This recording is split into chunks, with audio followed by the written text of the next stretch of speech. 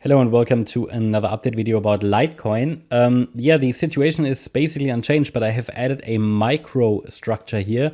That is a valid wave count as long as price stays below the $64.80 level, below this wave 2 high.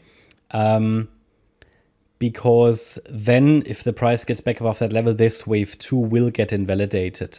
So at the moment, the assumption would be that we will go down further, that we could be here in this wave 5, in this last wave to the downside. And this would be part of a C wave of a larger wave 2 correction. If I zoom out a little bit, I mean, if you watch the previous videos, you know that anyway, you know what we talked about. Had here a 1, 2, 3, 4, 5 pattern to the upside, so 5 waves up. And this is off the 2022 lows. Very much possible that we're now coming down in a wave 2 correction. And as long as price holds $48.70 and doesn't break and sustain below it, it has a chance to rally in a third wave afterwards. Okay, but at the moment, it is expected for price still to make another low.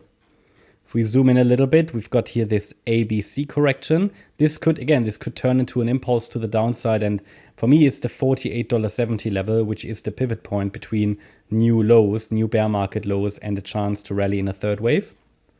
So if you can take a look, I go to the 4-hour chart. If you can take a look at this move to the downside here in this ABC correction, you see that we have a wave 1 complete in wave C, a wave 2, a wave 3, a wave 4, and that we're now heading down in wave 5. And within wave 5, we likely completed a wave 1. At least it is a possibility. We completed wave 2 tentatively. I assume that now, even though it was a very shallow, a very short wave 2. So would not be surprised if this wave 2 extends a little higher. And if this wave 2 extends a little higher, then we talk about the following resistance levels.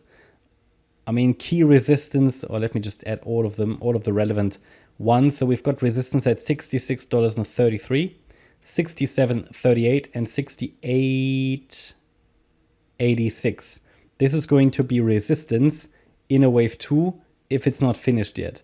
And we will know that if price breaks above that $64, $65 level that I mentioned, then we're likely heading into resistance here to reset wave 2.